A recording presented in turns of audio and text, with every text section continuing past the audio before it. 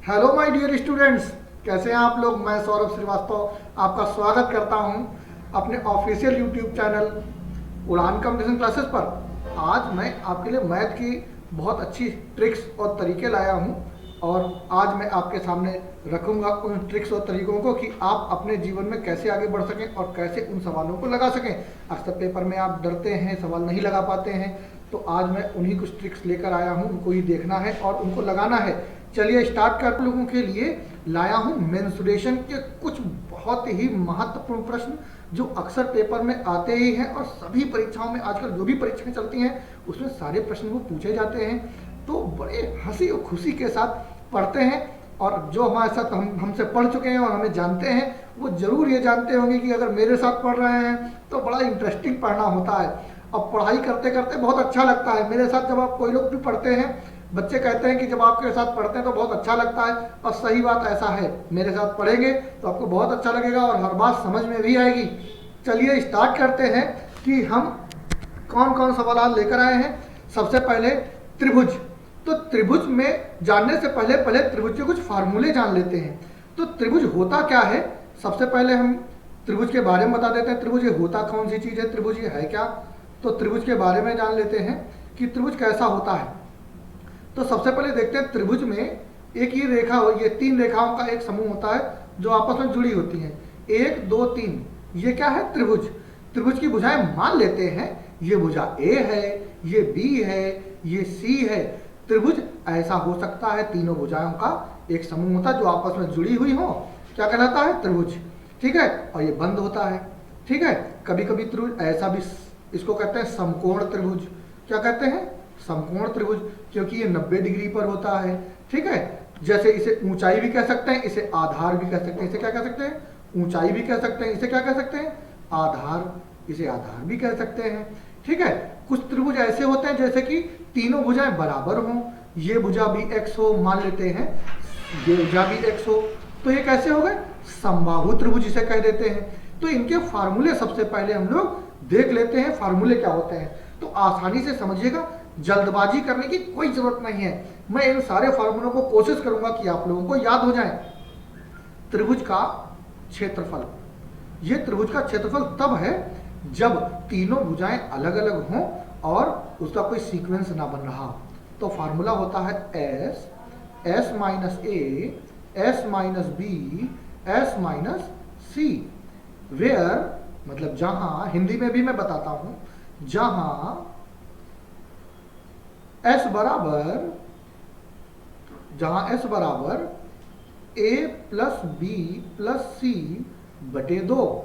देखो, एस का मतलब हम लोग ये भी कह सकते हैं, एस का मतलब ये भी कह सकते हैं कि ये परिमाप का आधा होता है, अर्ध परिमाप होता है। ठीक है, लेकिन जब कभी भी हमें ऊंचाई ज्ञात हो, जब कभी भी हमें ऊंचाई ज्ञात हो तब त्रिभुज का क्षेत्रफल क्या होता है, तब त्रिभुज का क्षेत्रफल, जब हमें ऊंचाई ज्ञात होती है तो त्रिभुज का क्षेत्रफल हो जाता है 1/2 आधार गुणे ऊंचाई। 1/2 क्या, आधार गुणे ऊंचाई। ठीक है, लेकिन जब हमें तीनों बताया जाए, तीनों भुजाएं बराबर हैं, जब हमें बताया जाए कि तीनों भुजाएं कैसी हैं, बराबर हैं, तो तीनों भुजाएं जब बराबर हैं तो उनके लिए देखो त्रिभुज का क्षेत्रफल, जब भुजाएं बराबर होती हैं तो हम उसे क्या कह सकते हैं, समबाहु। क्या कह सकते हैं, समबाहु त्रिभुज। ठीक है, तो समबाहु त्रिभुज का क्षेत्रफल क्या होगा, समबाहु त्रिभुज का क्षेत्रफल होता है √3/4 गुणे भुजा की घात 2, क्योंकि भुजा तो एक ही होती है, एक ही जैसी होती है, उसकी घात 2 लगा देना है।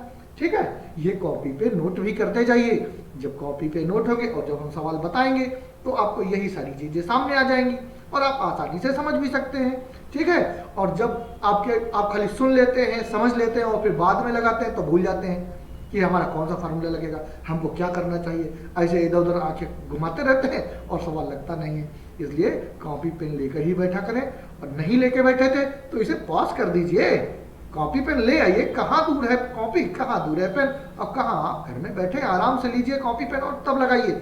लगाना बहुत जरूरी है। मंजिल उन्हीं को मिलती है जो उसके चाह रखते हैं कि हमको वो मंजिल मिल जाए। मंजिल उनको नहीं मिलती जो इच्छा ही नहीं रखते हैं और उनको मंजिल मिल जाए, ऐसा थोड़ी होता है। तो आप लोगों के अंदर अगर हौसला है, जुनून है, आप लगता है कि हम एक शेर के समान हैं, हमको कुछ चीज पानी ही है, तो आप पा जाओगे। जो कमजोर अपने अंदर से ही है वो क्या पाएंगे। चलिए स्टार्ट करते हैं, आगे देखते हैं। एक समबाहु त्रिभुज की ऊंचाई निकालने का भी फार्मूला होता है। समबाहु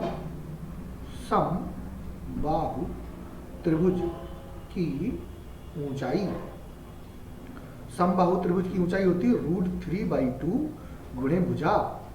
क्या होती है? √3/2 गुणे भुजा। एक ये भी फार्मूला होता है। अच्छा, एक बात और आप लोगों को बतानी है। जैसे पूछ देते हैं परिमाप बताओ, क्या बात पूछ देते हैं? परिमाप। किसका परिमाप चाहिए? त्रिभुज का। तो त्रिभुज का देखो, परिमाप से आप लोग डरते हैं। परिमाप क्या है, ये क्या है? तो धीरे धीरे बोलो। परि मतलब चारों तरफ, परि का मतलब क्या होता है? चारों तरफ की माप। धीरे धीरे बोलो, सब सामने आ जाएगा। परिमाप, चारों तरफ की माप। तो क्या होता है? परिमाप। अब देखो, जैसे कि हमारे सामने ये दिया हुआ, देखो ये त्रिभुज दे रखा है, ये वाला त्रिभुज देखना। ये यहाँ पे हम खड़े हैं, यहाँ से खड़े होकर हम यहाँ तक गए, फिर यहाँ तक आए, फिर यहाँ से फिर वापस आ गए। जब यहाँ वापस आ गए तो क्या चले? परिमाप, चारों तरफ की माप। यही होता है परिमाप। तो कोई भी त्रिभुज हो तो तुम क्या कह दो? परिमाप बराबर तीनों भुजाओं का योग। तीनों भुजाओं का क्या योग? बस हमारा राइट आंसर हो जाएगा। अब त्रिभुज के कुछ फार्मूले हम लोग जान गए हैं, समझ गए हैं। एक बार फटाफट फिर से देख लीजिए। त्रिभुज का क्षेत्रफल मेरे साथ बोलिए। अगर आपको पढ़ना है तो एक बार मेरे साथ जरूर बोलिए, कम से कम थोड़ी मुंह से आवाज निकालिए। मैं नहीं परेशान हो रहा हूं, मैं जब आपको बिल्कुल फ्री में पढ़ा रहा हूं, एक भी रुपया आपका खर्चा नहीं हो रहा है, तो आप लोग क्यों डरते हो? मुझे यही आज तक नहीं समझ में आया कि आप लोग डरते इतना क्यों। मैं फ्री में पढ़ा रहा हूं, मैं यहाँ बैठा हूं, अपना समय खराब कर रहा हूं। मैं समय खराब करना नहीं चाह रहा हूँ। मैं चाहता हूँ हमारे जो प्रिय बच्चे हैं, जो मुझे देख रहे हैं, वो मुझसे कुछ सीख पाएँ और आगे अपना फ्यूचर बना पाएँ। क्योंकि कोरोना काल में बेचारे बच्चे कुछ भी नहीं पढ़ पा रहे हैं, डरे सहमे घर में बैठे हैं। तो मैं चाहता हूँ कुछ उनकी मदद करना।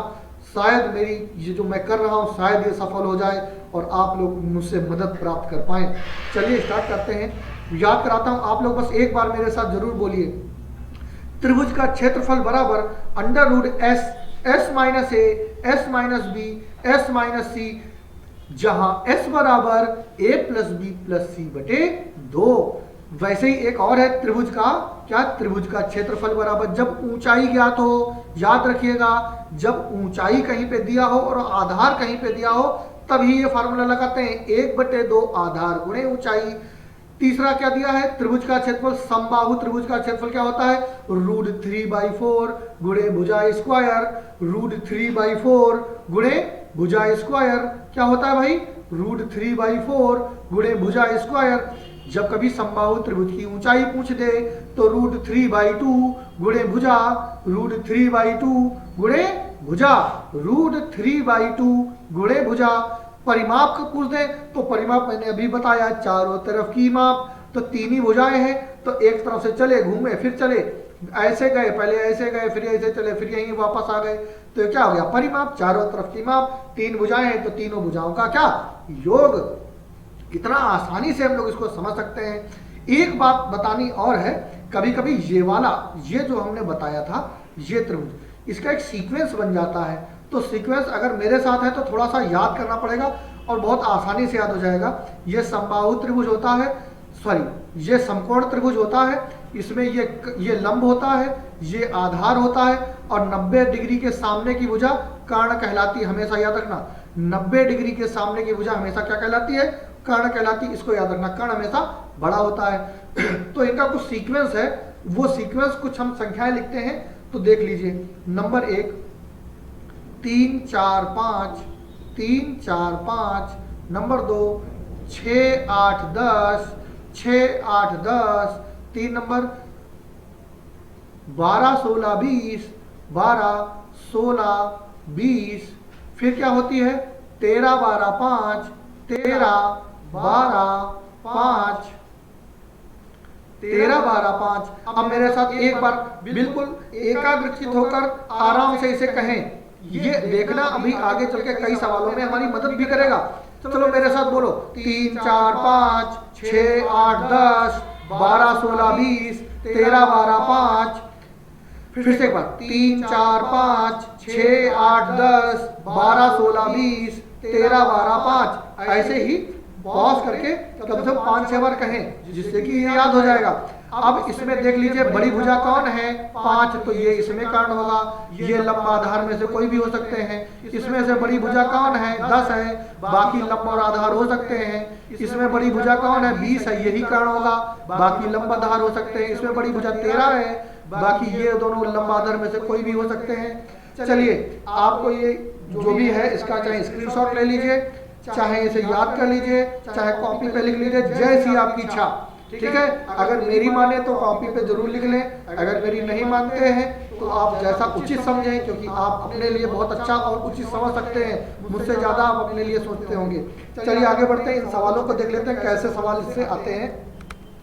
पहला सवाल हमारे सामने ये दिया हुआ है, यदि त्रिभुज ABC की क्रमशः भुजाएं, देखो जैसे मान लो, और हाँ एक बात और, चित्र जरूर बनाए, चाहे चित्र बनाने वाला सवाल हो चाहे ना हो, तो चित्र जरूर बनाए।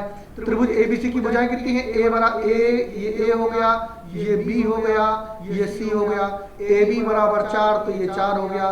BC बराबर 3, ये 3 हो गया। CA बराबर 5, तो ये 5 हो गया।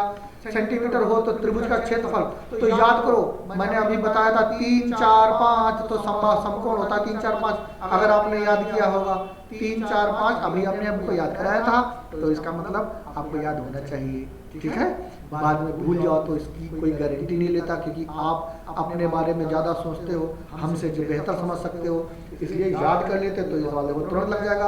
क्योंकि ये समकोण है, समकोण में ऊंचाई भी दे रखी है, आधार भी दे रखा, तो क्षेत्रफल निकालने के लिए कौन सा फार्मूला लगेगा, क्षेत्रफल बराबर 1/2 आधार गुणे ऊंचाई।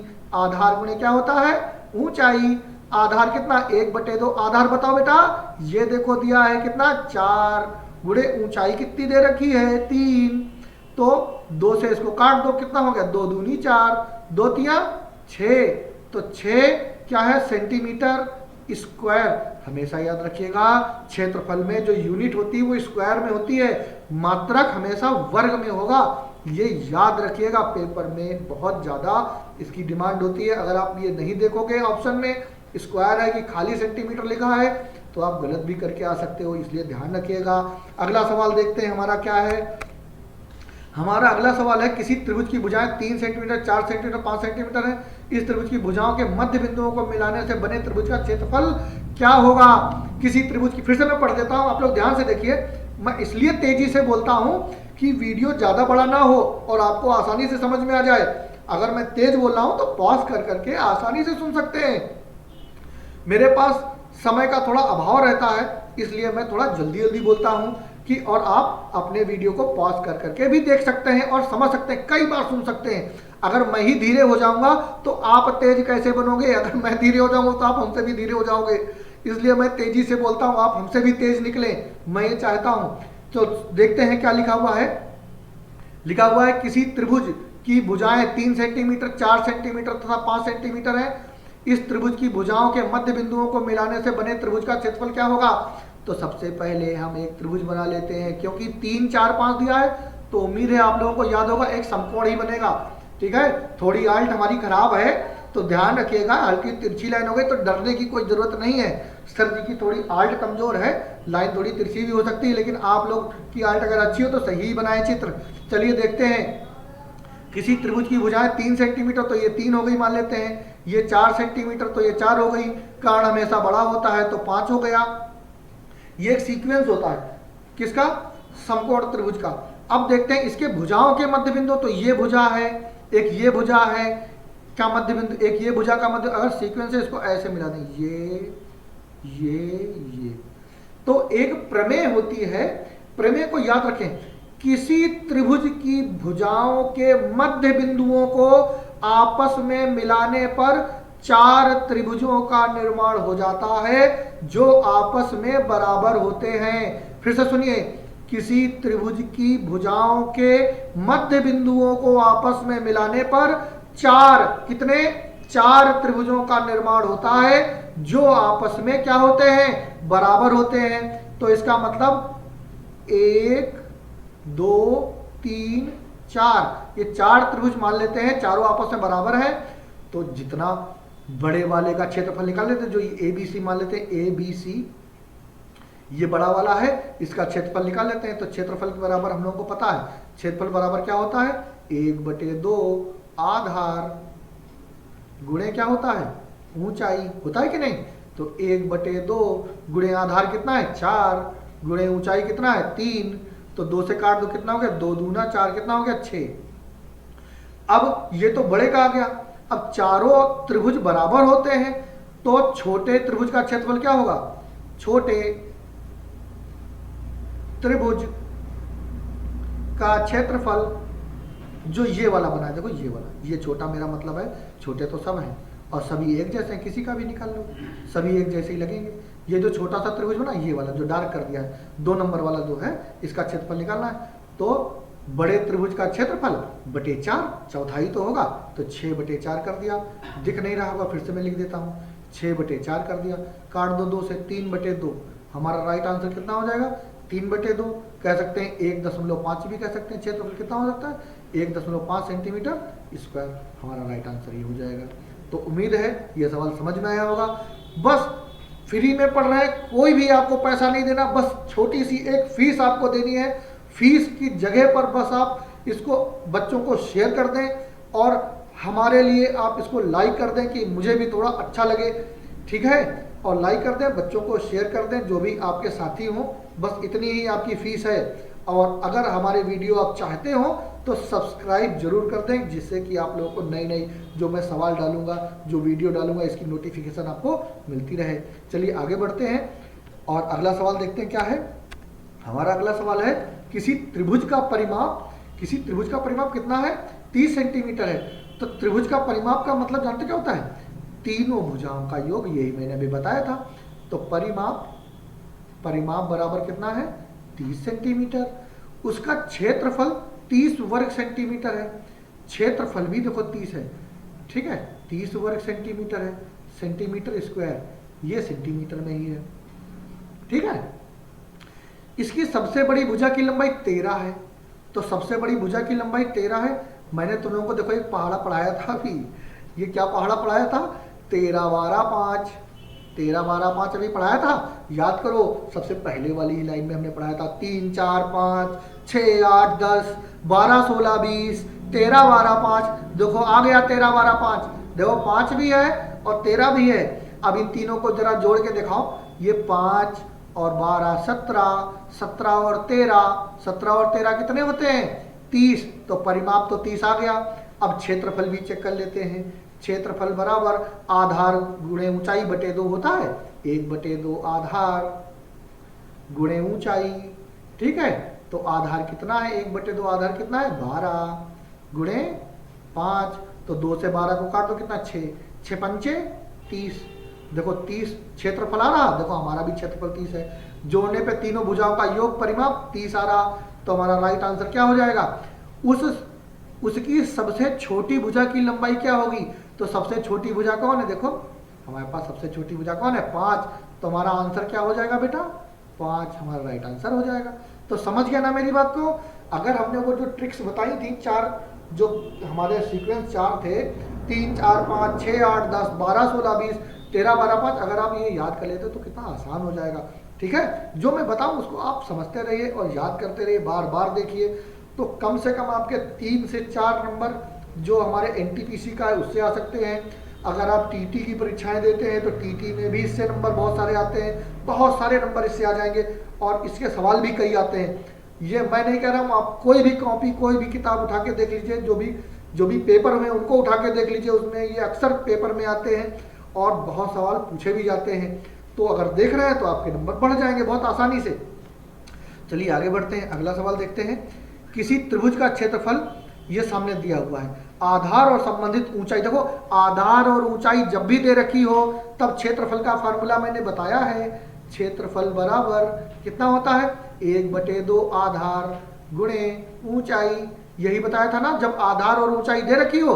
देखो इसमें सेंटीमीटर वर्ग सेंटीमीटर इसका क्षेत्रफल हो गया, आधार और संबंधित ऊंचाई का अनुपात दे रखा है कितना 3 और 4, तो हम मान लेंगे कि जो आधार है, आधार बराबर 3x, ऊंचाई बराबर कितना हो जाएगा 4x, बस इसी को सीक्वेंस मान लो। अब ध्यान देना क्षेत्रफल तो हमें पता है 1176 और 1/2 गुणे आधार कितना है बेटा 3x हमने मान लिया है, गुणे 4x ऊंचाई है। तो देखो 2 से इसको काट दो, कितना हो जाएगा 2, 3 से काट दो इसको, 3 से अगर काटेंगे तो कितना हो जाएगा 3 3 9, यहाँ पे 2 बच गया, यहाँ पे कितना बच गया 2, तो 3 नेम 27 और यहाँ पे कितना हो गया 3 दूनी 6। अब इसको 2 से काट दो, जब 2 से काटेंगे तो कितना हो जाएगा 2 1 कम 2, यहाँ पे कितना हो जाएगा जब 2 1 कम 2 तो यहाँ पे कितना हो जाएगा बेटा, यहाँ पे 1 बचा, 2 नेम, यहाँ पे 2 नेम कितना हो जाएगा 18, हासिल कितना, यहाँ पे 1 बचेगा, 2 छंग 12। अब हम लोग एक बार फिर से देख लेते हैं, देखो कहीं पे कोई मिस्टेक तो नहीं हुई है। अब यहाँ पे एक बार फिर से देख लेते हैं, 1/2 आधार, जब किसी त्रिभुज का क्षेत्रफल ये दिया हुआ है 176, किसी त्रिभुज का क्षेत्रफल इतने सेंटीमीटर वर्ग सेंटीमीटर, आधार और संबंधित ऊंचाई का अनुपात 3:4 है, तो त्रिभुज की ऊंचाई क्या होगी। तो एक बार फिर से मैं तुम लोगों को दिखा देता हूं, अगर आधार कितना है, फिर से एक बार देख लीजिए, आधार बराबर कितना है 3x मान लेते हैं और ऊंचाई बराबर 4x है, तो ध्यान दीजिएगा संबंधित ऊंचाई 3x 4x हो गई। अब यहाँ पे हमें दिया क्या हुआ, देखो त्रिभुज का क्षेत्रफल ये सामने दिया हुआ है कितना 1176 और यहाँ पे सामने क्या दिया हुआ है 1/2 आधार गुणे ऊंचाई, यही तो फार्मूला होता है। ठीक है, अब देखते हैं 1/2 गुणे आधार कितना है भाई यहाँ पर 3x और ऊंचाई कितनी है 4x। अब देखो 3 चक्कू चाहे 12 ले लो, चाहे 3 से ही डायरेक्ट कर दो, चाहे 4 से काट दो, ठीक है आएगा उतना ही, 2 से बाद में मल्टीप्लाई भी कर सकते हैं। तो पहले 3 से करते हैं, 1176 को अगर 3 से काटते हैं तो कितना हो जाएगा, देखो 3 3 9, यहाँ पे कितना बच गया 2, 3 3 9, यहाँ 2 बच गया, 3 ने 27, 3 दूनी 6। अगर इसे 4 से काटते हैं तो 4 से काटने में क्या होगा, देखो काटते हैं 4 नेम 36, यहाँ पे कितना बच गया 4 नेम 36, यहाँ पे बेटा कितना बच गया 3 बच गया, 3 और 2 32 होता है। और अगर इसे गुणा करते हैं तो कितना हो जाएगा, यहाँ पर 4 से अगर काटेंगे 4 8 32 और 2 से तिरछी गुणा भी हो जाएगी। तो देखो तुम ऐसे भी कर सकते हो, x² बराबर 98 गुणे में कितना 2, तो x² बराबर, जब स्क्वायर हटाते हैं तो क्या लगाते हैं अंडर रूट, 98 को कह सकते हो 49 गुणे 2, ठीक है। तो 49 से 7 बाहर आ गया और 2 का जोड़ा तो 2 बाहर, तो कितना हो गया 14, x बराबर कितना हो गया 14। अब सब लोग ध्यान से देखिएगा, हम अब त्रिभुज का एक निर्माण कर रहे हैं, क्योंकि आधार और ऊंचाई दे रखी तो ऐसा ही कुछ त्रिभुज होगा, ठीक है। आधार ये है, ऊंचाई ये है। अब देखो x का मान आ गया है 14, अब एक है 3x और एक है 4x। हमको क्या चाहिए, देखो सामने जब दिया हो सबसे पहले ऊंचाई आधार, सबसे पहले आधार दिया है तो आधार हो गया 3, ठीक है, तो नीचे 3 रखना, नीचे 3 रखो, और 4 ऊंचाई है तो 4 यहाँ पे रखो, ठीक है। तो इस सीक्वेंस को याद रखिएगा, अगर ये सीक्वेंस आपका सही नहीं है तो फिर गड़बड़ हो सकता है। सीक्वेंस को जरूर याद रखें, सीक्वेंस सही नहीं है तो गड़बड़ हो जाएगा, है ना। तो मैं फिर से यहाँ पे लिख देता हूँ, सीक्वेंस सही नहीं होगा तो फिर कुछ सही नहीं है, ठीक है। सबसे पहले आधार बताया गया है तो सबसे पहले आधार ही देखेंगे, तो ये 3x हो गया, ये 4x हो गया, ये ऊंचाई है।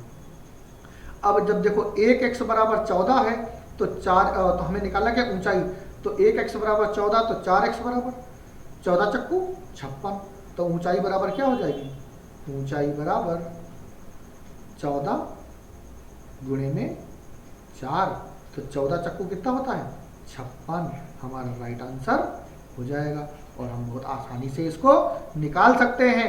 चलिए आगे बढ़ते हैं, अगला सवाल देखते हैं।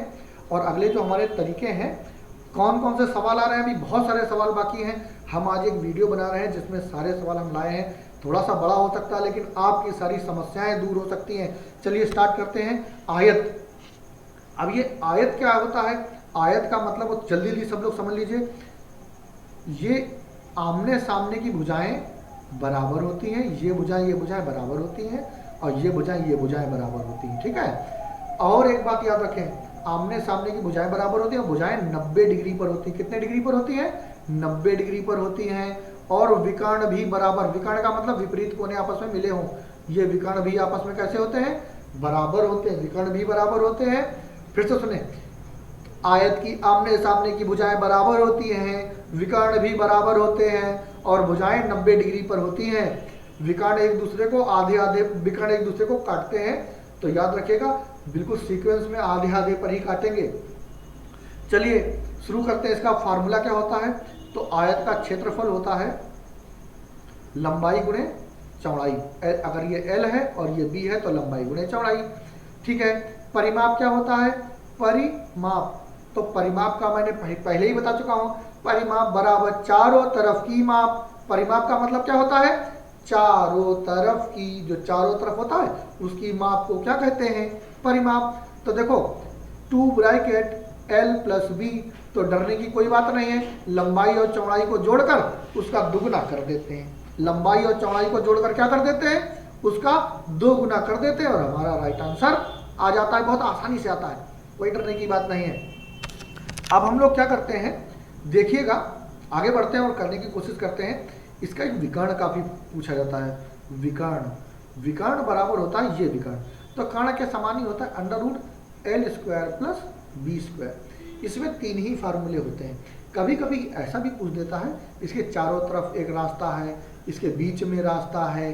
तो ऐसे भी कुछ सवाल आते हैं, तो कभी आसानी से इन्हीं फार्मूलों से लगा लेते हैं। कोई बहुत ज़्यादा डरने की घबराने की बात नहीं होती। कभी कभी अगर कह दे कि चारों तरफ तार लगाना है, जब कहे चारों तरफ तार लगाना है तो परिमाप का यूज करते हैं। ठीक है। चलो आगे बढ़ते हैं। अपना अगला जो सवाल है वो देखते हैं। हमारा सवाल है, एक आयताकार फर्श की लंबाई व चौड़ाई क्रमशः 80 मीटर और 60 मीटर है। इसके मध्य में प्रत्येक 5 मीटर चौड़ाई वाले 2 मार्ग हैं।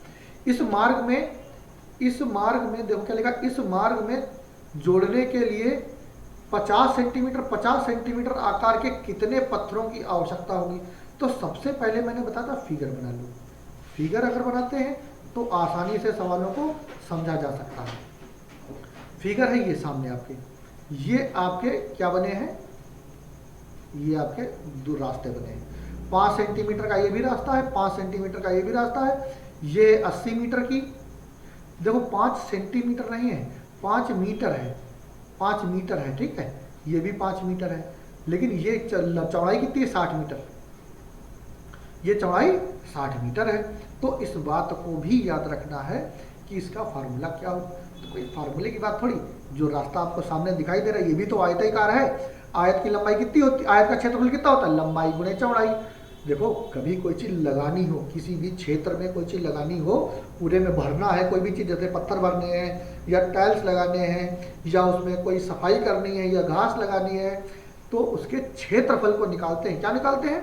उसके क्षेत्रफल को निकाला जाता है। तो हमको सड़क का क्षेत्रफल निकालना होगा, क्योंकि इसी में पत्थर लगेंगे, क्षेत्रफल में ही पत्थर लगेंगे।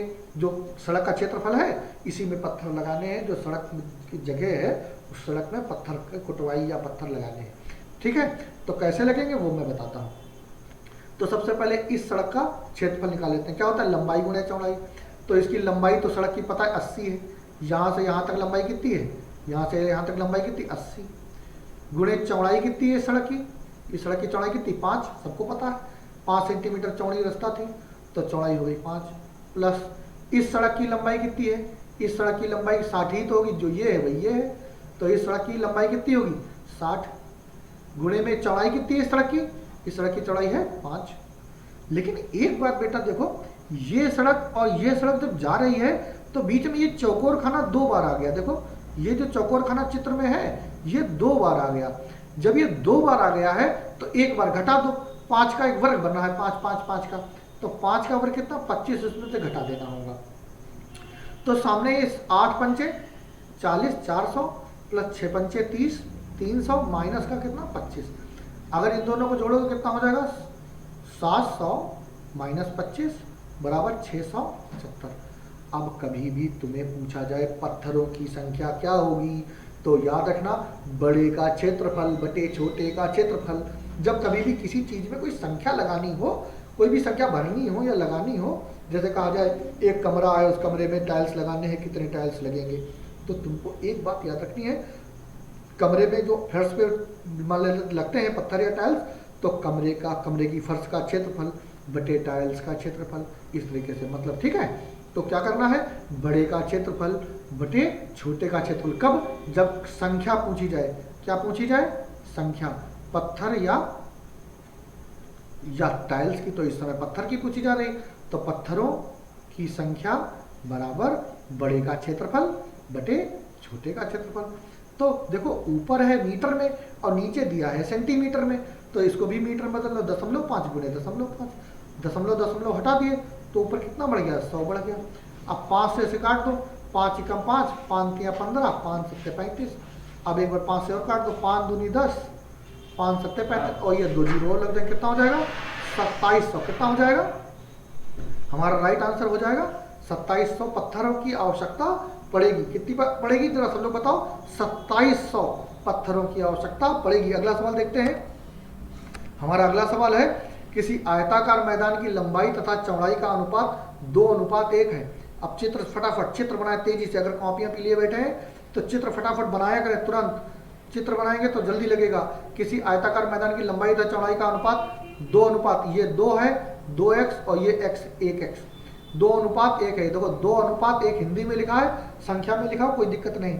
मैदान का क्षेत्रफल 72 वर्ग मीटर है, तो मैदान की लंबाई क्या होगी, तो फार्मूला, जब कभी कोई मान दे रखा हो ऐसे तो उसका फार्मूला लिख देते हैं, क्षेत्रफल बराबर 72। तो क्षेत्रफल कितना है 72, ये सामने, ये 72 सामने लिख दिया। और क्षेत्रफल का फार्मूला क्या होता है, लंबाई गुणे चौड़ाई, होता है कि नहीं, तो फार्मूला सामने रख दो इसके।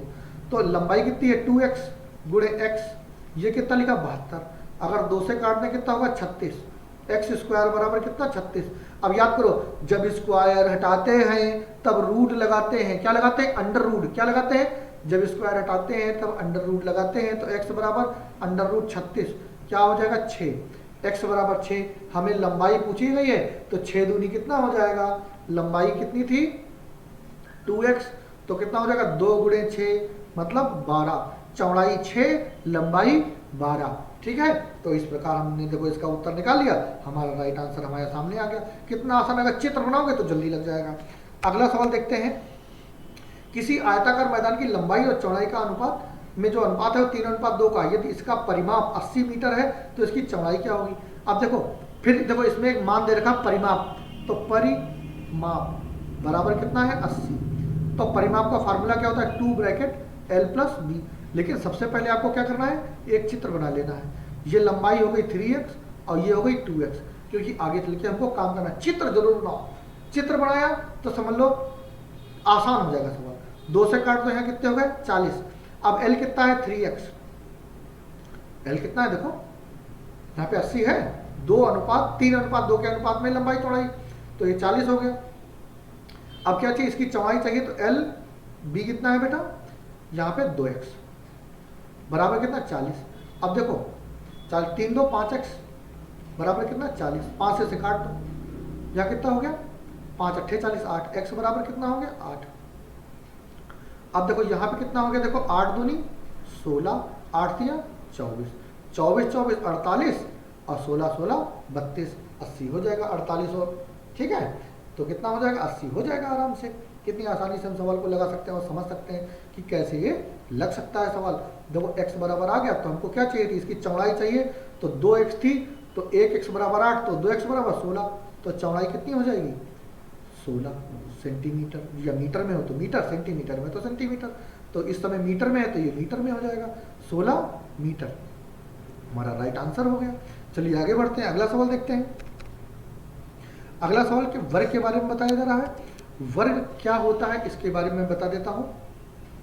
वर्ग एक आसान सी चीज होती है, ये आप लोगों को आता भी होगा। हाँ, एक बात मैं बताना भूल गया, मैंने जो ये टॉपिक दिया है ये केवल समझाने के लिए है कि इनके फार्मूले क्या हैं, इनके फार्मूलों के बारे में छोटे छोटे टॉपिक्स मैंने बताए, ठीक है, छोटे छोटे सवाल भी बताए। लेकिन अब इसके तुरंत बाद जैसे ही ये आपका वीडियो खत्म होगा, आप इस वीडियो को देख लेंगे, नेक्स्ट डे मतलब कल मैं आप लोगों के लिए लाऊंगा इन पर ही कुछ और सवाल, ढेर सारे सवाल मैं फिर से लाऊंगा और उनको आपको जल्दी जल्दी लगवाऊंगा कि आप लोग भी इसको आसानी से लगा सकें और समझ सकें।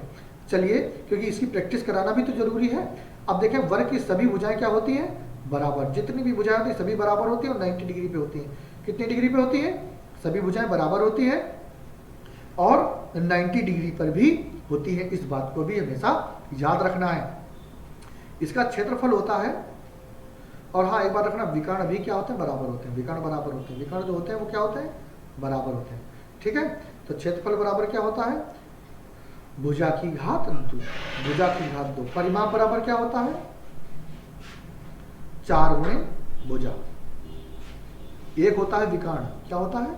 विकर्ण। विकर्ण बराबर होता है भुजा √2। ठीक है, तो 3 बातें। परिमाप 4 गुणे भुजा का मतलब चारों तरफ की माप। परिमाप अगर ये सभी भुजाएं तो बराबर ही तो है, चाहे 4 गुणे भुजा कर दो चाहे 4 बार जोड़ दो, एक ही बार हो सकता है और यही तरीका है करने का। ठीक है, चलिए आगे बढ़ते हैं। क्या क्या सवाल आते हैं इसमें, कैसे कैसे आते हैं, चलिए देखते हैं। हमारा सवाल आज का है, किसी एक वर्ग की एक भुजा 1/10 मीटर है, तो 4 मीटर भुजा वाले वर्ग में ऐसे कितने वर्ग समा सकते हैं? देखो, अभी मैंने बताया था किसी छोटे क्षेत्रफल में बड़े क्षेत्रफल में छोटे क्षेत्रफल कितने आ सकते हैं, तो मैंने क्या बताया था? बड़े का क्षेत्रफल बटे छोटे का क्षेत्रफल, यही तो बताया था। बस इसी के अनुसार लगेगा। क्या लगेगा? बड़े का क्षेत्रफल बटे छोटे का क्षेत्रफल। तभी ऐसा लग सकता है। जब कभी समाने की बात है, उसके अंदर रखने की बात हो या लगाने की बात हो, जैसे एक फर्श में कितने टाइल्स लग सकते हैं, वर्गाकार टाइल्स लग सकते हैं, तो याद रखिएगा बड़े का क्षेत्रफल मतलब फर्श का क्षेत्रफल बटे छोटे का क्षेत्रफल मतलब टाइल्स का क्षेत्रफल।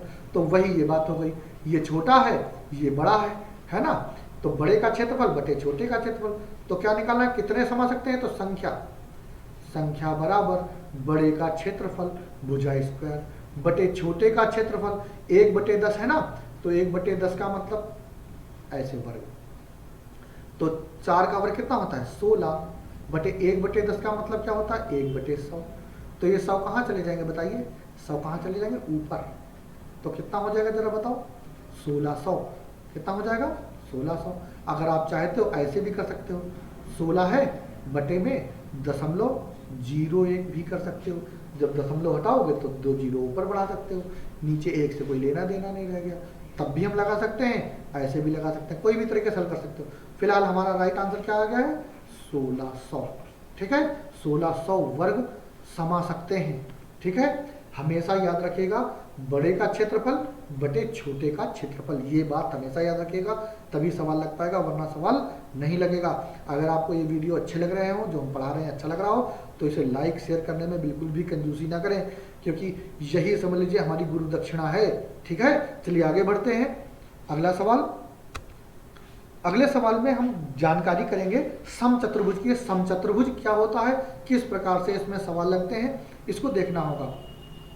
समचतुर्भुज इंग्लिश में कहते हैं रोम्बस। क्या कहते हैं? रोम्बस। कुछ बच्चे हमारे जानते नहीं समचतुर्भुज होता क्या है।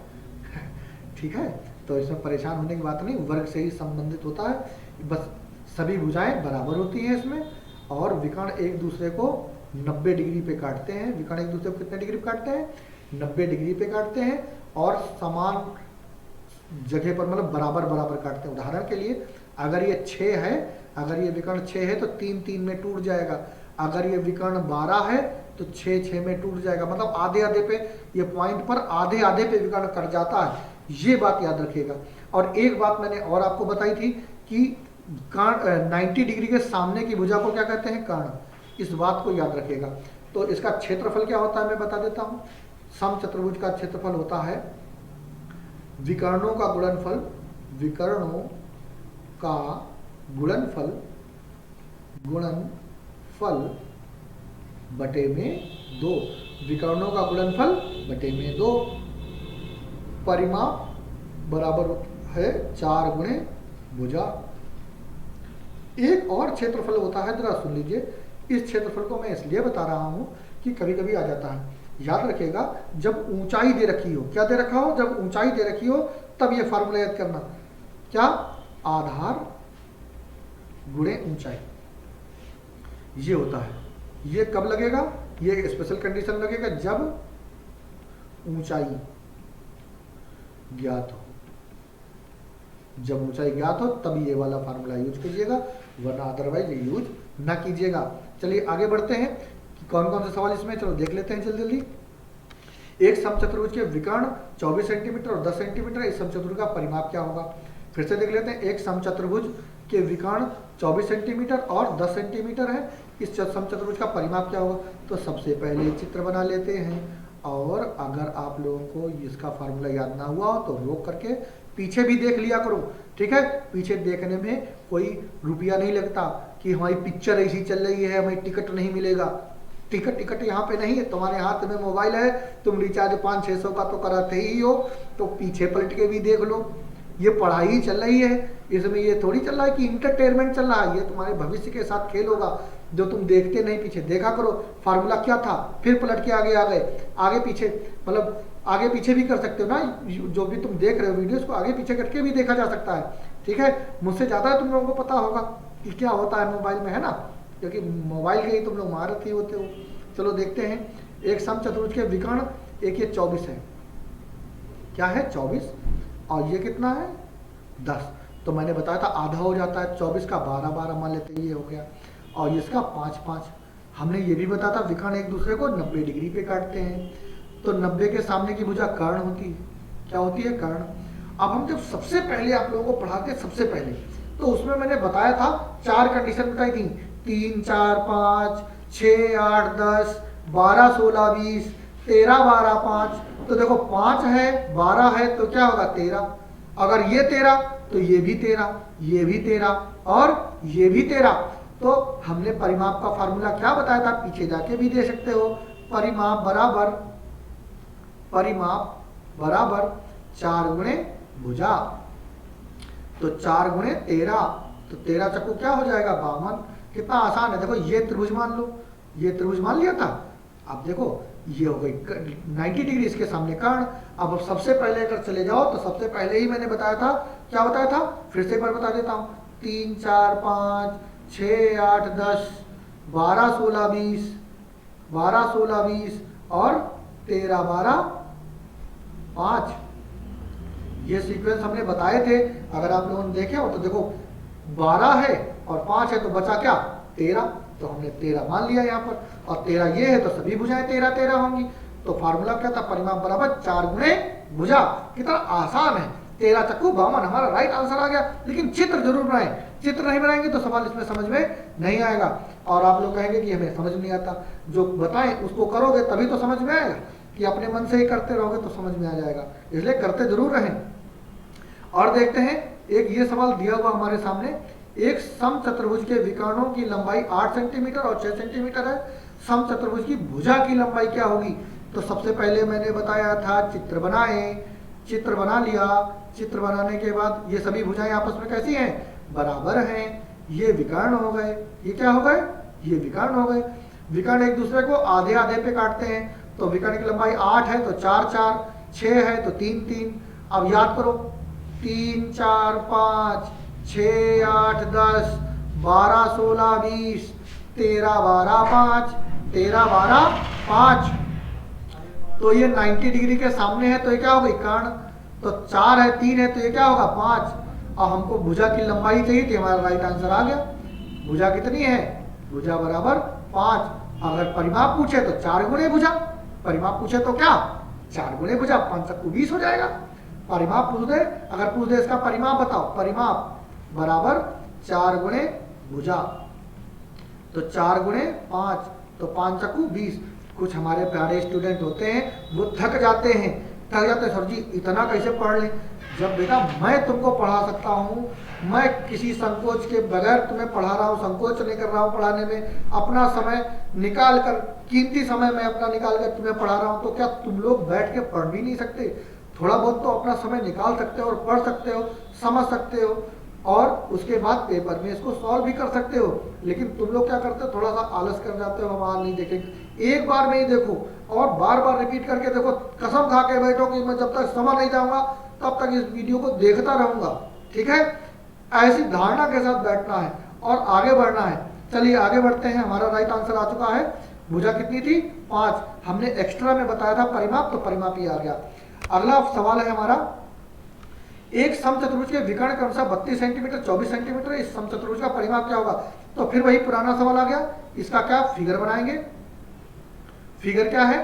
फिगर हमारे सामने आपका दिया वो कितना? 32 सेंटीमीटर और 24 सेंटीमीटर। तो ये चित्र मैंने बना दिया। 32 का आधा 16 16, 24 का 12 12। अब देखो ये हो गया, 16 का वर्ग कितना होता है? 256। 12 का कितना होता है? 144। अगर जोड़ देते हैं तो 0 0 और यहाँ पे 4। 400 का वर्गमूल कितना होता है? 20। तो तुम लोग एक बात और भी याद कर सकते हो, 3 4 5 6 8 10 12 16 20, 12 16 20, 13 12 5, और देखो एक और आ गया 12 16 20। ठीक है, 12 16 20 भी तुम याद कर सकते हो। एक एक्स्ट्रा और बढ़ गया, तो धीरे धीरे तुम बढ़ाओगे तो बढ़ जाएगा। यहाँ पे 20 हो गया। जब ये 20 तो ये भी 20, क्योंकि भुजाएं तो क्या होती हैं? बराबर होती हैं। तो परिमाप बराबर क्या होता है? 4 गुणे भुजा, 4 गुणे भुजा। तो 4 गुणे 20 कितना होता है? 4 गुणे 20 बराबर 5, 20 चक्कू 80। क्या है? सेंटीमीटर, तो सेंटीमीटर। हमारा राइट आंसर आ गया। आगे बढ़ते हैं और देखते हैं एक और सवाल। किसी समचतुर्भुज के विकर्ण 35 मीटर 24 मीटर है, तो इसका क्षेत्रफल वर्ग मीटर में क्या होगा? जब कभी भी क्षेत्रफल की बात करें तो विकर्ण यहाँ पे दिए हैं, तो फार्मूला होता है विकर्णों का गुणनफल बटे 2। विकर्ण, बोलो मेरे साथ, विकर्णों का गुणनफल का क्या? गुणनफल बटे में क्या? 2। विकर्णों का गुणनफल कितना है? 35 गुणे 24 बटे में क्या? 2। 2 से काट दो, यहाँ कितना हो गया? 12। अब 12 पंचे 60 का 0 हासिल 6, 12 तिया 36 और 6 42, कितना? 4 2 0। हमारा राइट आंसर। एक बार देखो 12 हुआ, 12 का पाला पढ़ो, 12 पंचे 60 हासिल का 0, हासिल 12 पंचे 60 का 0 हासिल कितना? 6, 12 तिया 36 और 6 42 मीटर स्क्वायर। ये यूनिट कभी ना भूलिएगा। तो हमारा राइट आंसर हमारे सामने दिया होगा। कितना आसान है, कोई बहुत कठिन थोड़ी होता है। अब हम देखते हैं एक सवाल हमारे सामने और दिया, किसी समचतुर्भुज का परिमाप 40 कितना है? 40 सेंटीमीटर। इसके एक विकर्ण की लंबाई 12 सेंटीमीटर हो तो दूसरे विकर्ण की लंबाई क्या होगी? तो समचतुर्भुज का परिमाप, जब कितना आसान सवाल तुम लोगों को देते हैं और तुम लोग तब भी कहते हो कि ये सवाल कैसे लगेगा। देखो 40 सेंटीमीटर, तो सबको 40 का 4 से भाग कर दो, तो सब भुजाएं 10 10 हो गई। बोलो हाँ। अब विकर्ण देखो, विकर्ण ऐसे तो होते हैं। एक विकर्ण 12 सेंटीमीटर है विकर्ण की लंबाई, तो 6 6 हो गया। अब इस त्रिभुज को देखना, इस त्रिभुज को देखो, बाकी सब छोड़ दो। इस त्रिभुज को देखो और याद करो, 6 8 10, 6 8 10, 3 4 5, 6 8 10। उम्मीद है याद आ गया होगा। 6 दिया है, 10 दिया है, तो बचा कौन? 8। अगर ये 8 तो ये भी 8। तो पूरा विकर्ण, दूसरे विकर्ण की लंबाई क्या होगी? तो दूसरे की लंबाई मतलब विकर्ण पूछा जा रहा है। क्या पूछा जा रहा है? विकर्ण। तो 8 8 कितना हो गया? 16 सेंटीमीटर। विकर्ण, दूसरे विकर्ण की लंबाई कितनी हो गई? 16 सेंटीमीटर। हमारा राइट आंसर आ गया। कितना आसान। चित्र बनाओगे तभी समझ पाओगे, ध्यान से देखोगे तभी समझ पाओगे। बार बार देखो, नहीं समझ में ना, बार बार देखो। अब देखो समलंब चतुर्भुज के बारे में बात करते हैं। इसके बहुत शॉर्ट में फार्मूले होते हैं, इसको देख लीजिए, बहुत आसान फार्मूले होते हैं। इसमें दो भुजाएं समानांतर होती हैं, जैसे ट्रेन की पटरी होती है, कभी भी ज़्यादा कम नहीं देगी, इतनी दूरी कहीं कम ज़्यादा ऐसे नहीं होगी, हमेशा पटरियां समान दूरी पर होती हैं। वैसे ही समलंब में जो दोनों लाइनें होती हैं ऊपर नीचे की समान दूरी पे होती है, लेकिन जो ये लाइनें होती हैं ये समान हो भी सकती, नहीं भी हो सकती, तिरछी हो सकती, कोई इसमें शंका नहीं है, इसमें कोई भी आगे पीछे हो सकती है। लेकिन ये दोनों जो हैं ये समांतर ही, ये और इनके बीच की दूरी को हम लोग डी भी कहते हैं, distance between two parallel lines, ऐसे भी कह सकते हो। दो समांतर रेखाओं के बीच की दूरी को डी हमने मान लिया। अगर ये भुजा ए है और ये भुजा बी है, तो फार्मूला होता है क्षेत्रफल, किसका? समलंब का क्षेत्रफल होता है समांतर भुजाओं का योग। क्या होता है, बोलो मेरे साथ, समांतर भुजाओं का योग गुणे बीच की दूरी बटे में 2। समांतर भुजाओं का योग गुणे बीच की दूरी बटे में क्या? 2, ये आपके सामने हो गया। ठीक है, आप इसको देख लेते हैं कैसे ये सवाल लगेगा। परिमाप चारों भुजाओं का योग। परिमाप क्या होता है? चारों भुजाओं का योग होता है। क्षेत्रफल का फार्मूला यही होता है और एक ही फार्मूला होता है, बाकी इसमें फार्मूले यूज नहीं होते। देख लेते हैं सवाल इसमें कौन आता है। ये सवाल दिया, एक समलंब चतुर्भुज की समांतर भुजाएं क्रमशः 1.5 मीटर तथा 2.5 मीटर लंबी है। इस भुजाओं के जो इनकी भुजाओं के बीच की दूरी इतनी दे रखी है 6.5 मीटर। ये आपके सामने 6.5 मीटर दे रखी है। इससे इस चतुर्भुज का क्षेत्रफल क्या होगा? क्षेत्रफल निकालना है। तो भाई पुराना बात, क्षेत्रफल बराबर क्या होता है? समान जो भुजाएं हैं 1.5 गुणे प्लस, थोड़ा सा देख लेते हैं, फिर से लगा देते हैं। कितना? क्षेत्रफल बराबर समांतर भुजाओं का योग है ना, 1.5 गुण प्लस 2.5 समांतर भुजाओं का योग गुणे बीच की दूरी। ये देखो बीच की दूरी ये दे रखी है, तो याद रखिएगा 6.5 बटे में क्या? 2। तो देखें अगर इनको जोड़ लेते हैं तो कितना हो जाएगा? 5 और 5 10 का 0, हासिल 1, 2 और 1 3 और ये हासिल वाला 4, तो 4.0 मतलब 4 हो गया, गुणे 6.5 बटे में 2। अगर 4 को 2 से काटेंगे तो 2 बचेगा, तो 6.5 का मतलब 13, 2 से गुणा होगी 13। क्या सेंटीमीटर में है कि मीटर में? देखो मीटर में है तो मीटर स्क्वायर हमारा आंसर हो जाएगा। कितना आसान है, आसानी से लगा सकते हो, कोई भी जल्दबाजी इसमें करने की जरूरत नहीं है। बहुत ही कूल माइंडेड होके बैठे, कोई काम हम लेके ना बैठ जाया करो कि हमें जीएस का भी पढ़ना है और रीजनिंग का भी करना है। करना सब है, लेकिन जो पहले लेके बैठे हो सब्जेक्ट पहले उसको पढ़ो, फिर अपना दूसरा देखो। तो जब मैथ पढ़ रहे हो तो केवल मैथ के बारे में ही ध्यान दो, जब ये खत्म हो जाए तो समझ में आ जाए तब दूसरा टॉपिक पकड़ो, नहीं तो दूसरे टॉपिक में भी कहोगे कि मैथ नहीं समझ में आ रही, पहले मैथ देख लेते। इसलिए एक एक सब्जेक्ट भी पकड़ो और उसको ही पहले देखा करो। चलिए आगे बढ़ते हैं, अगला सवाल, और क्या क्या सवाल है हमारे पास वो आगे देखते हैं। अब एक समलंब का ये सवाल आया आपके सामने, एक समलंब चतुर्भुज की 2 समांतर भुजाएं क्रमशः कितनी है? 12 सेंटीमीटर और 15 सेंटीमीटर, बीच की दूरी 4 सेंटीमीटर है। तो क्षेत्रफल ज्ञात करें। तो क्षेत्रफल का मैंने अभी तरीका बताया था, समांतर भुजाओं का योग गुणे बीच की दूरी बटे में क्या? 2 से इसको काट दो, 2 बचा। 12 और 15 कितना होता? 27, गुणे में 2 कितना हो गया? 27 दूना 54, हमारा आंसर हो गया। क्या मीटर में है? सेंटीमीटर में तो सेंटीमीटर स्क्वायर लिख दो, ये कभी मत भूलिएगा, सेंटीमीटर स्क्वायर। सवाल लग गया। ठीक है, अगला आगे हमारा है समांतर चतुर्भुज। इसका फार्मूला पहले देख लीजिए, चित्र क्या होता है। समांतर चतुर्भुज में बिल्कुल आयत के जैसा लगभग होता है। देख लेते हैं, आमने सामने की भुजाएं कैसी होती हैं? समानांतर और बराबर होती हैं। ये भी समानांतर है और बराबर है। 90 डिग्री पर हो भी सकती हैं और नहीं भी हो सकती, कुछ कह नहीं सकते। लेकिन ऐसा जो चित्र में बना है ये कंफर्म क्या कहलाता है? समांतर चतुर्भुज कहलाता है। इसके क्षेत्रफल का फार्मूला होता है क्या? आधार गुणे ऊंचाई, आधार गुणे ऊंचाई, एक ही फार्मूला होता है। अगर परिमाप निकाले तो चारों भुजाओं का योग, वही पुराना वाला परिमाप बराबर चारों भुजाओं का योग। ये दोनों भुजाएं बराबर होती हैं, आमने सामने की भुजाएं ये दोनों भी बराबर होती हैं। ठीक है, तो इस बात को भी याद रखिएगा। चलिए देखते हैं सवाल कौन कौन से दिए हुए हैं। हमारा ये सवाल दिया, एक समांतर चतुर्भुज का आधार 22 सेंटीमीटर है तथा संगत ऊंचाई 12, जो संगत ऊंचाई है वो कितनी है? 12 सेंटीमीटर है। समांतर चतुर्भुज का क्षेत्रफल ज्ञात करें। तो एक बार मैं फिर से आपको दिखा दूं, क्षेत्रफल बराबर आधार गुणे ऊंचाई होता है। तो अब इसमें क्या होगा? समांतर चतुर्भुज का आधार है, देखो फार्मूला क्षेत्रफल का ही लगेगा। तो क्षेत्रफल बराबर क्या होता है? आधार गुणे में क्या होता है? ऊंचाई। तो आधार क्या है भाई बताइए? आधार है 22, गुणे ऊंचाई कितनी है? 12। तो बस गुणा करना ही तो रह गया है। 12 दूनी 24, हासिल कितना? 2। 12 दूनी 24 और 2 26। हमारा आंसर सेंटीमीटर में तो सेंटीमीटर स्क्वायर लिख दो, हमारा राइट आंसर आ गया।